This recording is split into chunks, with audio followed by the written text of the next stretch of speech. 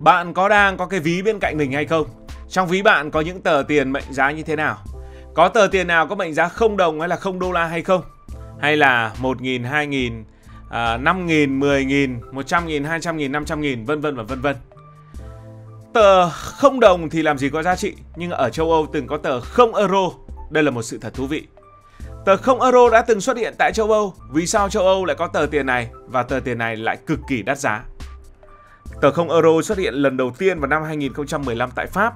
Đây là một sáng kiến của một ông có tên là Richard Freil, một doanh nhân từng nổi tiếng với những đồng xu lưu niệm in hình những công trình biểu tượng như là tháp Eiffel, bảo tàng Louvre hay là nhà thờ Đức Bà. Sau khi chứng kiến xu hướng du khách đổ xô đi mua đồng xu kỷ niệm, ông mới nảy ra một ý tưởng táo bạo. Nếu mà đồng xu được yêu chuộng đến mức vậy, tại sao không làm thử tiền giấy? Và để gây ấn tượng mạnh hơn, giá trị trên tờ tiền ấy sẽ là 0 euro, vừa độc đáo, vừa mang tính sưu tầm và vừa không dành cho thanh toán, đỡ phải nghĩ ngợi. Đầu tiên thì nghe giống như một trò đùa, nhưng mà ông này lại tính toán rất kỹ. Ông không làm ra một tờ giấy in màu thông thường mà quyết tâm biến nó trở thành một sản phẩm có hồn y như là tiền thật. Để làm điều đó thì ông Richard đã hợp tác với một công ty in bảo mật chuyên sản xuất tiền giấy và giấy tờ an ninh. Như vậy tờ 0 euro có đủ yếu tố, ví dụ như là chống giả, ví dụ như là mực đổi màu, ví dụ như là chất liệu cốt tông bền bỉ. Đây là những đặc điểm vốn chỉ có trên tờ tiền thật. Nói cách khác, nó là tiền thật về mặt hình thức, nhưng khác ở chỗ không thể tiêu được và nó là 0 euro. Một điểm thú vị mà nhiều người lầm tưởng là tờ 0 euro do Ngân hàng Trung ương châu Âu phát hành. Thực tế thì đây không phải là tiền pháp định, tức là không được quy định trong pháp luật và cũng không được chấp nhận trong lưu thông. Nó chỉ là một sản phẩm thương mại được in theo tiêu chuẩn bảo mật để trở thành đồ lưu niệm cao cấp. Trên bề mặt, tờ 0 euro đều có ghi dòng chữ đây là đồ lưu niệm nhằm tránh sự nhầm lẫn với tiền tệ thực sự. Từ Pháp thì trào lưu tờ 0 euro đã nhanh chóng lan ra khắp châu Âu. Các thành phố du lịch, bảo tàng, lễ hội, thậm chí nhiều di sản UNESCO đều cho phát hành phiên bản riêng để bán tại cửa hàng lưu niệm của mình. Và không ít mẫu 0 euro đã trở thành hàng hiếm, được giới sưu tập săn lùng trên mạng với giá cao gấp nhiều chục lần giá gốc, thậm chí cả trăm lần giá gốc. Một số phiên bản đầu tiên của năm 2015 hoặc là những bản in có lỗi đặc biệt hiện được coi là báu vật trong giới chơi tiền giấy. Nhưng tại sao lại là 0 euro? Vì không chẳng có giá trị gì cả. Bình thường người ta phát hành tiền để trao đổi hàng hóa, nhưng 0 euro thì hoàn toàn ngược lại. Nó được tạo ra không phải là để tiêu mà để giữ làm kỷ niệm. Con số 0 trên tờ tiền chính là một thông điệp. Đây không phải là công cụ để mua bán mà là món quà để mà lưu niệm. Ban đầu chỉ có Pháp in 0 euro, nhưng vì quá hút khách, nhiều nước khác cũng học theo. Đức, Tây Ban Nha, Ý, Bỉ, Áo, Hà Lan, Hy Lạp đều phát hành phiên bản riêng của tờ 0 euro. Ở Đức có in tờ 0 euro hình những lâu đài nổi tiếng của nước Đức, lâu đài cổ tích của vua Ludwig đệ nhị và cổng Brandenburg ở Berlin. Ở Tây Ban Nha có tờ 0 euro in hình Sagrada Familia ở Barcelona và đấu trường bò. Ở Ý có tờ in hình đấu trường Colosseum nổi tiếng của nước này. Ở Hy Lạp có tờ in hình đền Pantheon cũng rất nổi tiếng. Thậm chí có những tờ in hình nhân vật lịch sử, nhà khoa học hay là di sản UNESCO. Bộ sưu tập ngày càng phong phú, đủ để người chơi có một chuyến hành trình vòng quanh châu Âu ở trên giấy. Với những người mê sưu tầm tiền giấy và tiền xu, 0 euro là một món hời. Nó vừa có thiết kế đẹp, vừa độc đáo, vừa in bằng công nghệ của tiền thật. Nhiều bộ sưu tập full set 0 euro có giá hàng ngàn euro, thậm chí hàng chục ngàn euro trên thị trường. Đặc biệt là những tờ in có số series rất đặc biệt thì có thể bán lại với giá còn cao hơn nữa. Có phiên bản hiếm lập tức cháy hàng và trở thành báu vật của giới chơi tiền. Nói cách khác, 0 euro đã vượt khỏi phạm vi du lịch để bước hẳn vào thế giới sưu tầm chuyên nghiệp. Nhưng không chỉ để sưu tập, tờ 0 euro còn mang ý nghĩa châm biếm nhẹ nhàng. Người châu Âu hay nói đùa, đây là đồng tiền trung thực nhất thế giới vì nó thẳng thừng thừa nhận giá trị bằng không. Nhiều người còn tặng nhau tờ 0 euro như một món quà hài hước. Tôi không giàu nhưng tôi có kỷ niệm. Có người còn coi nó là biểu tượng chống lại chủ nghĩa tiêu dùng. Nào là tiền không mua được hạnh phúc, tờ 0 euro đã chứng minh điều này. Bây giờ hãy đến với những tờ tiền kỳ lạ khác trên thế giới, và Việt Nam cũng góp mặt một vài đồng. Thực ra thì tờ 0 euro không phải là thứ quái dị duy nhất trong thế giới tiền giấy. Trên khắp thế giới, người ta đã phát hành nhiều loại tiền độc đáo đến mức ai nghe xong cũng phải mắt tròn mắt dẹt. Châu Âu có 0 euro thì ở Mỹ có tờ 0 đô la.